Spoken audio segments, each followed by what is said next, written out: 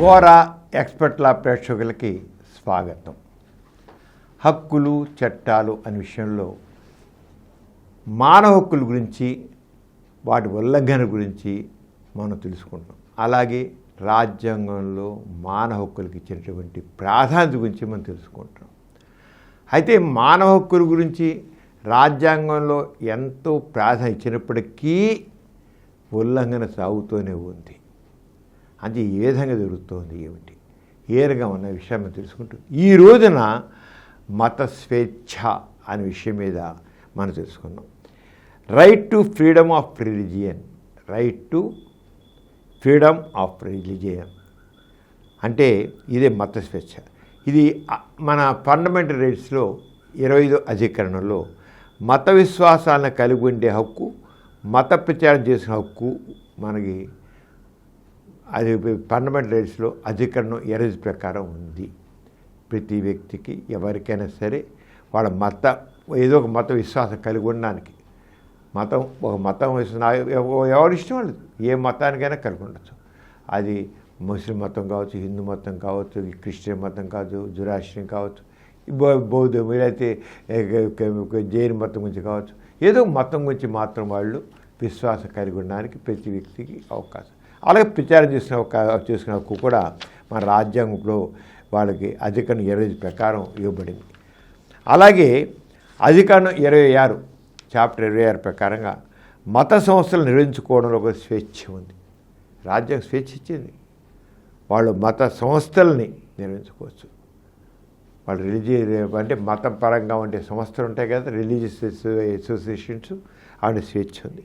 ఆ రకంగా మత సంస్థలు వాళ్ళు ఏదైనా చేసుకోవచ్చు. అలాగే అధికరణం 27 ప్రకారంగా మత వ్యాప్తిపై పన్ను విధించరు.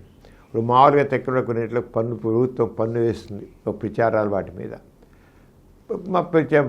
ప్రభుత్వానికి రాబడి కావాలి కనుక దానికి మరి కొన్ని పన్ను వేయడం ఉంటుంది. కానీ మత ప్రచారం పైన మాత్రం ప్రభుత్వం పన్ను వేయదు. దానికి అధికరణం 27 ప్రకారంగా మతం వ్యాధి మీద ప్రచారం ఉండదు.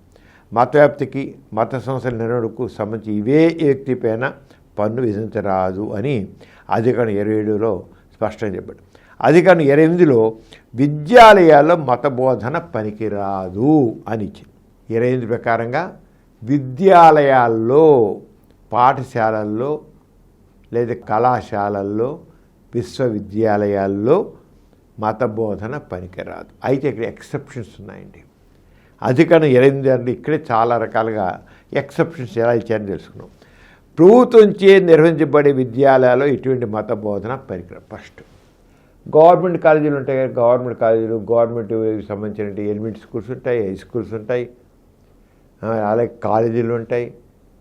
వీటి ఎక్కడ కూడా గవర్నమెంట్ ద్వారా నిర్వహించే దాంట్లో, గవర్నమెంట్ నిర్వహించే దాంట్లో, గవర్నమెంట్ కాలేజీల్లో వాటిల్లో ఎక్కడ కూడా మతపరంగా ఎటువంటి బోధన పనికిరాదు. మత ప్రచారం పనికిరాదు.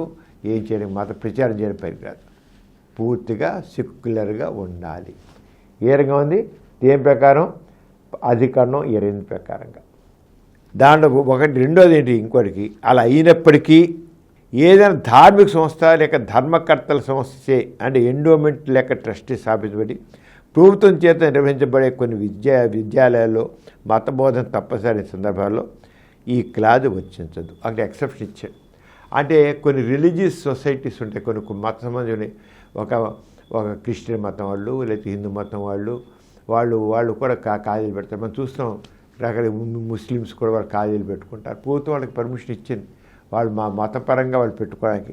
అక్కడ వాళ్ళు మత ప్రబోధన చేసుకోవచ్చు. అయితే ఇక్కడ కూడా ఉంది, వీటికి ఇక్కడ చెప్పుకోవచ్చు, మత బోధన చేసుకోవచ్చు. అక్కడ మాత్రం ఇక్కడ ప్రభుత్వంచే గుర్తించబడిన లేదా ప్రభుత్వం సహాయం పొందే కొన్ని విద్యాలయాల్లో అంటే ఎయిడెడ్ పాఠశాల వాటిలో మతపరమైన ప్రార్థనలు కలాపాలు ఉండవచ్చు. అయినప్పటికీ అక్కడ విద్యను అభ్యసించే విద్యార్థులు అటువంటి ప్రార్థనలు లేదా కార్యకలాపాలతో విధిగా పాల్గొనే అవసరం లేదు. ఇప్పుడు రిలీజియస్గా మతపరంగా కొన్ని ముస్లిమ్స్ ఉన్నారు, క్రిస్టియన్స్ ఉన్నారు, అలాగే వాళ్ళు హిందూస్ ఉన్నారు. వీళ్ళందరికీ వాళ్ళు వాళ్ళు పెట్టచ్చు, వాళ్ళకి కూడా పర్మిషన్ ఇస్తుంది, రిలీజియస్ పరంగా కూడా పెట్టారు. అయితే ఈ రిలీజియస్ ప్రకారంగా ఒక వాళ్ళు గవర్నమెంట్ ఎయిడ్ ఇస్తుంటే వాళ్ళు అక్కడ ప్రభుత్వం గవర్నమెంట్ ఇస్తుంటే అక్కడ జరిపే కళాశాలలో వాళ్ళు మత బోధన చేసినప్పటికీ అక్కడున్న దాంట్లో ఎవరు నాకు ఇష్టం లేదు, నేను ఈ ప్రార్థనలో పాల్గొనను అంటే తప్పకుండా ఒప్పుకుని తీరాలి. లేదు మా క్రిస్టియన్ కాలేజీ మేము ప్రార్థన చేస్తున్నాం, నువ్వు బైబిల్ చదవాల్సిందే అంటే కుదరదు. అలాగా కంపల్షన్ లేదు, నేను చదవను, నాకు ఇష్టం లేదు అని అంటే. అలాగే ముస్లిమ్స్ మా ఖురాన్ చదవాల్సిందే అంటే కుదరదు, వాళ్ళు నాకు ఇష్టం లేదంటే. అంచేత ప్రభుత్వం చేత సహాయం పొందుతున్నటువంటి ఏ విద్యాలయంలో కూడా ఆ రంగ కంపల్షన్ చేయడానికి వీలు లేదు. కేవలం వాళ్ళకి సంబంధించిన దాంట్లో అయితేనే అంటే అదే ప్రభుత్వం గుర్తించి లేదా ప్రభుత్వం సహాయం పొందే విధానంలో ఎయిడెడ్ పాఠశాలలో ఈ ప్రార్థనల దాంట్లో ఈ రంగా ఎక్సెప్షన్స్ ఉన్నాయి. ఈ విషయం చాలా స్పష్టంగా తెలుసుకోవాల్సిన అవసరం ఎంత. అదే మతం అనేది పూర్తిగా వ్యక్తిగతమైన విషయం, అది మాత్రం తెలుసుకోవాల్సిందే. ఇది మత స్వేచ్ఛకు రాజ్యాంగం చట్టబద్ధత కల్పించడం ప్రాథమిక పెద్దపీట వేయడంతో అసలు చాలా రకాలుగా ఇబ్బందులు వచ్చి పడ్డాయండి. ఈ దీంట్లో ఏంటంటే ఇక అసలు మతం అనే దాంట్లో ఇచ్చినట్టు ఏంటి మతం అంటే సాధారణంగా మరి ఒక రిలీజియన్ ఏదైనా కూడా ఆ రిలీజియన్స్లో దేవుడితో ముడిపడి ఉంది. ఏదైనా సరే దేవుడితో ముడిపోయింది, స్వర్గం నరకం ముడిపోయింది, ఏ మోక్షంతో ముడిపడింది, అలా ఉంటాయి. అవి రిలీజియన్ కింద వస్తాయి. అయితే ఇచ్చే ముఖ్యంగా దీంట్లో ఏంటి అయిపోయానంటే ఇక్కడ ఈ ప్రార్థన కళాశాల మాత్రం ఒకటి గుర్తించాలండి. ఏదైనా సరే గవర్నమెంట్ ఎయిడెడ్ కానీ గవర్నమెంట్ రికగ్నైజ్డ్ కానీ అయినట్లయితే గవర్నమెంట్ రికగ్నైజ్డ్ కూడా ఒక రిలీజియన్ పూర్తిగా ముస్లిమ్సే కానీ గవర్నమెంట్ రికగ్నైజ్ చేసిన యూనివర్సిటీ ఆ కళాశాలని రికగ్నైజ్ చేసినప్పుడు ఆ కళాశాలలో తక్కిన వాళ్ళకు ఉన్నట్లయితే మీకు ఇష్టం లేదంటే మాత్రం వాళ్ళకి తప్పకుండా రికగ్నైజ్ వాళ్ళు ఎవరు కేవలం మా రిలీజియన్ పెట్టుకుని గవర్నమెంట్తో సంబంధం లేకుండా ఉంటే ఓకే. గవర్నమెంట్ రికగ్నిషన్ ఉంటే మాత్రం గవర్నమెంట్ గుర్తించిన కళాశాల అయితే మాత్రం ఎవరైనా సరే అక్కడ మేము చేయము అంటే మాత్రం ఒప్పుకొని తీరాలి. అది గుర్తుంచుకోండి. మాది ముస్లిమ్స్ సంబంధించింది, నువ్వు ఇక్కడ ఏం మాట్లాడి నోరు మూసుకుండాలని వీలు లేదు, నేను చేయను అంటే ఒప్పుకొని తీరాలి అక్కడంతే. అలాంటి వాళ్ళేమంట కాదు, నువ్వు అలా కాదు, ప్రభుత్వం ద్వారా ఏమాత్రం రికగ్నిషన్ లేదు, నీ అంతా నువ్వు పెట్టుకున్నావు, ప్రభుత్వం ప్రయత్నం సహాయం చేయట్లేదు, రికగ్నిషన్ ఇవ్వలేదు, నువ్వు పెట్టుకున్నావు, వేసుకోని ఇష్టం. ఇది మాత్రం గుర్తించండి తేడా. ప్రభుత్వం ద్వారా గుర్తింపు పొంది ఉన్నట్లయితే, ప్రభుత్వం ద్వారా ఎయిడ్ పొందుతూ ఉంటే, ఒకవేళ యూనివర్సిటీ గ్రాంట్ కమిషన్ ద్వారా యూనివర్సిటీ గ్రాంట్స్ కమిషన్ ద్వారా గ్రాంట్స్ పొందుతున్నట్లయితే తక్కిన వాళ్ళకి పూర్తిగా అడ్మిషన్కి తప్పకుండా అడ్మిషన్స్ ఇవ్వాలి. అక్కడ వాళ్ళ ప్రార్థనలో పాల్గొనంటే దూరం ఉండొచ్చు, అంతేకాని కంపల్షన్ మాత్రం లేదు. నీ అంతకు నువ్వు పెట్టుకుని ఏ రకంగా ప్రభుత్వం ద్వారా గుర్తింపు కానీ ఏం లేని దానిలో నీ ఇష్టం ఏమైనా చేసుకో, అది మాత్రం ఇష్టం అంతే. అది ప్రభుత్వం చాలా స్పష్టంగా తేల్చి చెప్పింది. ఇలాగే ఇంకోటి కూడా ఉంది. ఇప్పుడు మనకి రోడ్ల మీద చాలా దారిలో చాలా దేవాలయం ఒక రోడ్డు విస్తరణ జరుగుతుంటుంది. రోడ్డు విస్తరణ మధ్యలో దేవాలయాలు ఉంటాయి, లేదా మసీదులు ఉంటాయి, చర్చిలు ఉంటాయి. రోడ్డు విస్తరణ చేయాలి. అంతకుముందు అక్కడ ఏదో దేవాలయం ఉంటుంది, లేకపోతే ఒక చిన్న గుడి ఉంటుంది. గుడి ఉంటే ఆ గుడి అంటే రోడ్డు విస్తరణ ఇబ్బంది పడుతుంది, పక్కన చాలా తీసుకెళ్ళాల్సి వస్తుంది. చేస్తున్నారు, మనం రేపు చూస్తున్నాం. కానీ దీనికి చాలా హైకోర్ట్స్ సుప్రీంకోర్ట్స్ కూడా ఏం చేశాయంటే ఆ రంగా లేదు, వాడికి అలాగే మైకులు పెట్టి హోరు తీర్చడానికి కూడా వీలు లేదు.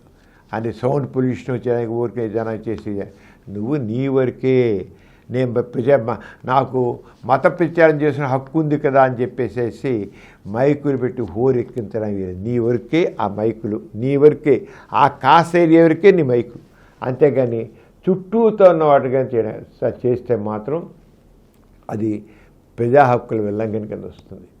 అంచేదా లేదు. మీరు మత ప్రచారం చేసుకోవాలంటే కేవలం నీ ఆ గుడి వరకే పరిధి, అంటే పెద్ద వాల్యూమ్ పెట్టేసి చేయడానికి వీలు లేదని చాలా చేసినారు. అదే రంగా మైకులు వాడకం ప్రాథమిక హక్కు కాదండి హైకోర్టు తీసుకుందన్నమాట.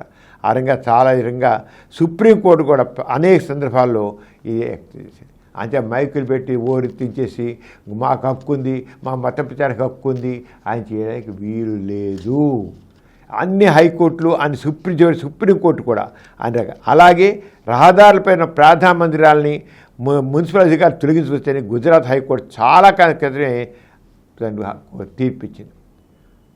గుజరాత్ హైకోర్టు ఇచ్చింది. చాలా సందర్భాలు గుజరాత్ హైకోర్టు అరంగా తొలగించవచ్చని చెప్పింది. ఆడగానే ఇక ప్రార్థన చేసుకోవడం ప్రాథమిక అవుతుందే తప్ప అది ప్రత్యేక స్థలంలోనే ప్రార్థన చేసుకోవడం అది కాదండి. ఇంట్లో చేసుకో ప్రార్థన. అందుకని నాకు ప్రార్థన చేసుకో ప్రాథమిక చెప్పి నా ఇష్టం మైకుల్లో గోవాలు చేస్తాను ప్రార్థన చేసుకో కాదు. కానీ నేను ప్రార్థన చేసుకోవాలంటే ఈ పబ్లిక్ ప్లేస్ ఇక్కడ చేస్తానని చెప్పి నీకు అడ్డం కలిగిస్తాను కుదరదు. అంచేత పబ్లిక్గా ఉండే దాని దగ్గర మాత్రం మా ప్రార్థన ఈ దేవాలయం లేదు మసీదు లేదు ఈ చర్చి మా ప్రార్థన చేసే స్థలం అంచేత మేము ఇక్కడ తొలగం అంటే కుదరదు. ప్రార్థన చేసుకోవడానికి నీ వేరే ఉంది కానీ పబ్లిక్కి మాత్రం అవరోధం కాకూడదు. నీ హక్కు ఉంది ప్రార్థన చేసుకోవడానికి, కానీ ఇంకో పబ్లిక్గా ఉండే అవకాశం లేదు. చాలా సందర్భాల్లో ఈ హైకోర్టులు పుజించి అంచేత ఈ ప్రార్థనా మందిరాలు దీన్ని అడ్డు పెట్టడం అనేది తీసేసి హైకోర్టులు సుప్రీంకోర్టులు చాలా సందర్భాల్లో ఇవి స్పష్టంగా ఉంది. కానీ ఎవరు చేస్తున్నారు? ఎన్ని సందర్భాలు రోడ్లు పక్కన తిప్పి పెద్ద నేషనల్ హైవేస్ కూడా దారి మళ్ళీ తీసుకెళ్ళాలి. చిన్న మందిరాన్ని, చిన్న టెంపుల్ని, చిన్న మసీదుని, చిన్న చర్చిని తప్పించి చేయడం జరుగుతుంది అన్నమాట. ఇదంతా హ్యూమన్ రైట్స్ కింద వస్తుంది అని చెప్పారు. అంచేత ఈ విధంగా ఉన్నాయని ఈ రంగా అదే విధంగా ఇంకా చాలా చేశారంటే ఇక యాక్చువల్గా అయితే ఇప్పుడు ఒక ప్రభుత్వం ఈ దేవాలయాల విషయంలో తన అధీన తిరుపతి ఉంది. తిరుపతి ప్రభుత్వమే అక్కడ అంతా ఆ ట్రస్ట్ బోర్డుని అంతా నిర్మిస్తుంది. కానీ మామూలుగా అయినట్లయితే అలా చేసే అవసరం లేదు.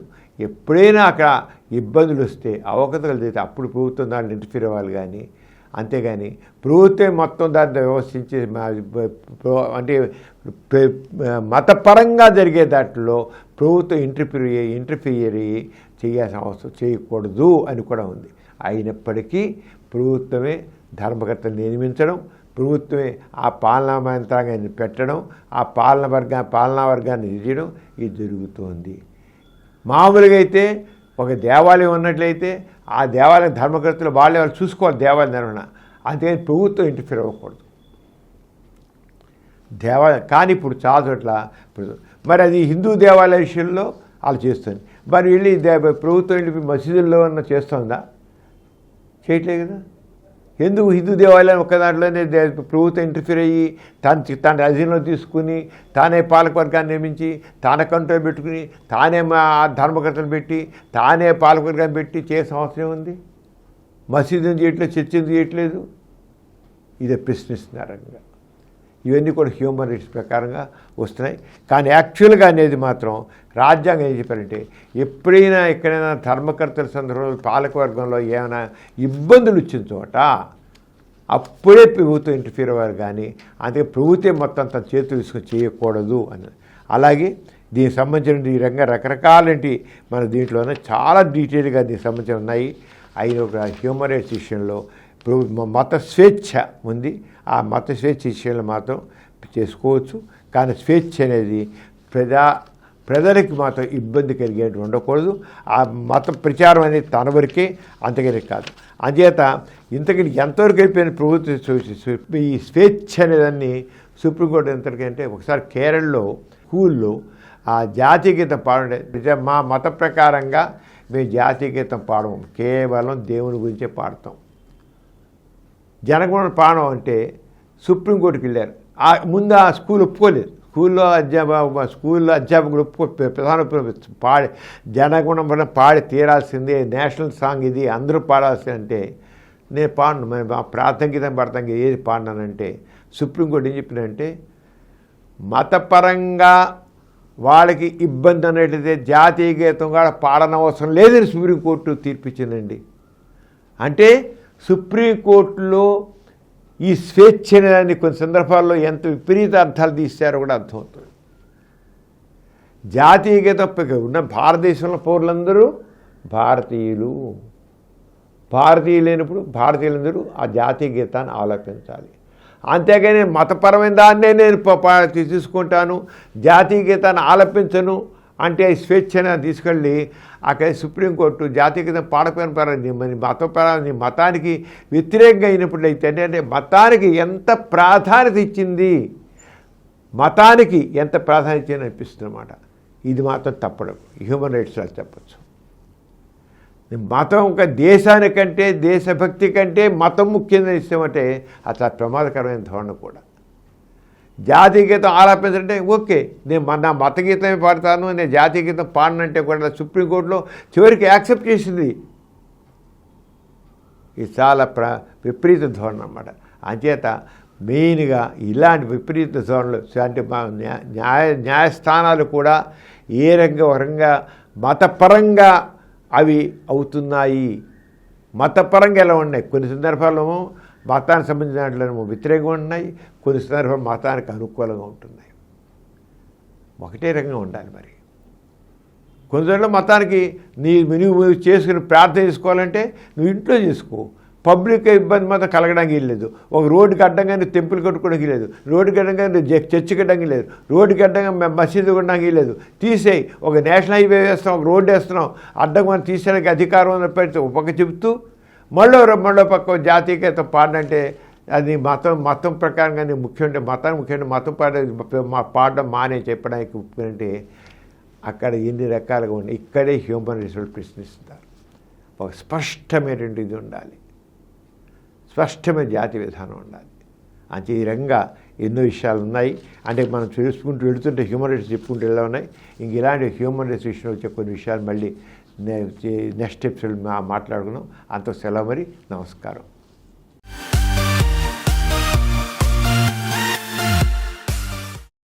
ఈ కార్యక్రమం మీకు ఎంతో నచ్చింది కదా.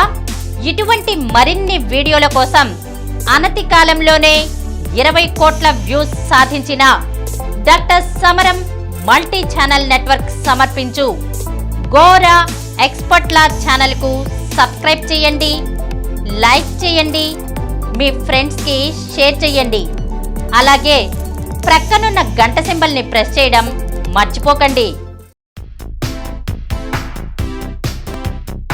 Please download Samaram Channels app from Google Play Store and watch your favorite channels. Click the bell icon and subscribe to the channels.